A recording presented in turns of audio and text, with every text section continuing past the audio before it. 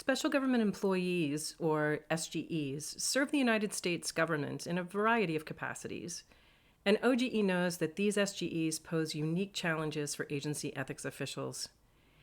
SGEs are often recruited to provide needed expertise or perspectives, and it is this very expertise, combined with their temporary status, that can raise difficult ethics challenges. In this brief overview, we'll discuss what an SGE is, what services they perform, how their status as SGE is determined, and how the body of ethics law and regulation applies to them. Most importantly, we'll introduce you to two critical resources you'll need in order to manage your agency's SGEs. Let's begin by defining what an SGE is. To put it simply, an SGE is an employee, but one who serves on a temporary or part-time basis. More specifically, their service is not expected to exceed 130 days in a 365-day period. The more expansive definition is found in Section 202 of Title 18 of the United States Code as part of the criminal conflict of interest provisions. SGE means an officer or employee who is retained, designated, appointed, or employed to perform temporary duties, either on a full-time or an intermittent basis, with or without compensation, for not more than 130 days during any period of 365 consecutive days. The term SGE does not include enlisted members of the armed forces. SGEs provide a variety of services to the government. Quite often, they're hired to provide expert advisory and consulting services. There are also agencies that hire seasonal workers or interns who also serve as SGEs. Most commonly, SGEs serve on both Federal Advisory Committee Act, or FACA committees, as well as non-FACA committees. It is important that your ethics office become aware of how your agency may be using the services of SGEs, because the determination of SGE status must be made prospectively. That is, at the time the individual is appointed or retained. Employees should be designated as SGEs only where the agency makes an advance estimate of the number of days the employee is expected to serve during the ensuing 365-day period. Now, while this may seem like a function for human resources because it is quite literally a days of service estimation, this is actually an ethics program concern because the only function of SGE status is that it determines how ethics laws and regulations will apply to the employee. That's why we must make that determination prospectively, so that employees are on notice with respect to the rules that will apply to them. So there are two primary issues you will have to reckon with when it comes to SGEs. Proactive day counting for purposes of the 130-day threshold, and how the rules will apply once you determine someone is an SGE. These are the two areas in which OGE provides guidance. The one-stop OGE resource for comprehensive guidance on both of these aspects is OGE 00X1. That is the Conflict of Interest and the Special Government Employee, a summary of ethical requirements applicable to SGEs. In addition to extensive guidance on how to count days, this OGE advisory addresses the following: employee versus non-employee status. SGEs are employees, and they are distinguishable from independent contractors and representatives who are not employees. They are also distinguishable from what we call regular employees, and this advisory provides guidance with respect to these distinctions. Both compensated and uncompensated service. An SGE, by definition, includes those who serve without compensation, and the ethics restrictions will apply without regard to the SGE's pay status. Additionally, the ethics restrictions apply to SGEs even on those days when they are not performing services for the government.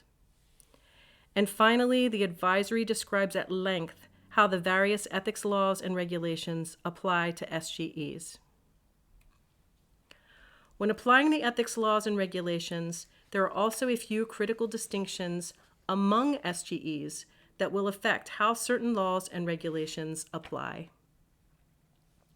As we mentioned earlier, some provisions recognize the distinction between SGEs that serve on committees that are established under and are subject to the Federal Advisory Committee Act statute, and those that are not subject to FACA. Also, some ethics laws and regulations distinguish between SGEs that serve 60 days or less and those who serve more than 60 days. This is another instance in which day counting will be material to your ethics analysis. To further assist you in navigating how ethics law and regulation apply to SGEs, OGE has just released a new tool titled Ethics Laws Applicable to SGEs. This table is an at-a-glance summary of each of the relevant ethics provisions and briefly describes how each applies to regular employees and to both non-FACA and FACA SGEs. The table addresses the ethics provisions topically, beginning with financial disclosure and including ethics training requirements, financial conflicts of interest, limits on representational activities of current employees, misuse of position, outside payments, income and gifts, limits on representational activities of former employees. For each topic, the table provides a description of the relevant authority as it applies to regular employees, and then it addresses whether it applies the same to SGEs or if the authority applies differently. Where it applies differently, the table addresses how it differs. For example, here we see for financial disclosure that public financial disclosure applies the same to SGEs. However, you can see that the same is not true for confidential financial disclosure. Without reviewing the entire table, we will quickly highlight only those instances where the rules apply differently to some or all SGEs or do not apply at all. As you will see, SGEs are subject to most of the ethics laws and regulations, even if in a more limited way. Beginning with confidential financial disclosure, we see it differs depending on whether you are a non-FACA or FACA SGE. For non-FACA SGEs, the agency makes the filing determination based upon certain criteria in the regulation. Non-FACA SGEs will only file new entrant reports upon their initial appointment and then annually if their tenure extends beyond 1 year. FACA are required to file confidential financial disclosure reports if they are not already public filers.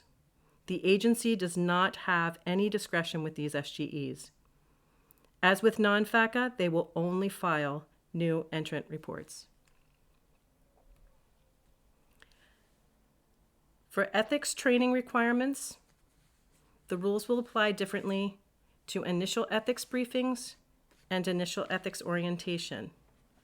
For both non-FACA and FACA SGEs, the timing and content requirements for the briefings and orientation may differ for those who are serving on boards, commissions, and committees for 60 days or less.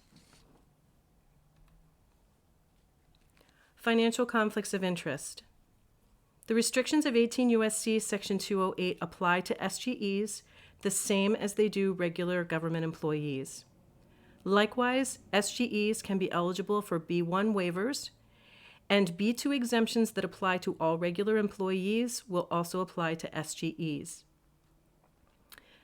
These are the differences. Only FACA SGEs are eligible for B3 waivers, which use a different standard from the B1 waiver.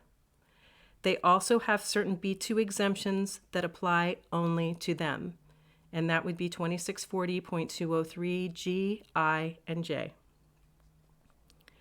No SGE is eligible to receive a certificate of divestiture.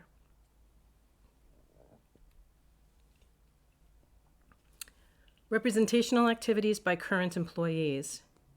With respect to 18 U.S.C. Section 205A2 and 203, which are restrictions related to representations before the U.S. government and compensation for those representations, both FACA and non-FACA SGEs are subject to a lesser restriction, which is limited only to specific party matters. And SGEs serving 60 days or less have an even more narrow restriction than other SGEs. Additionally, both 205 and 203 have a special waiver provision that applies only to SGEs. Outside payments, income, and gifts.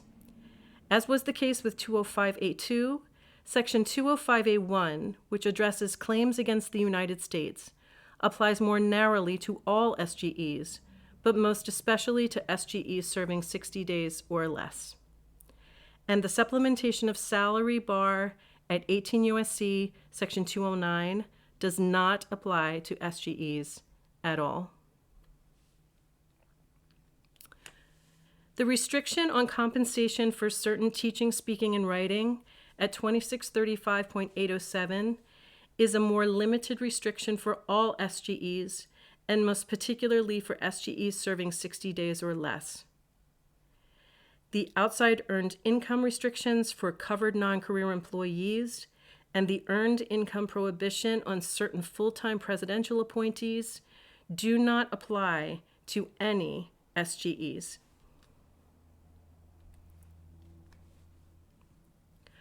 For purposes of the personal fundraising provisions in 2635.809, the only difference for all SGEs is that the definition of prohibited source in their solicitation restriction is more narrow.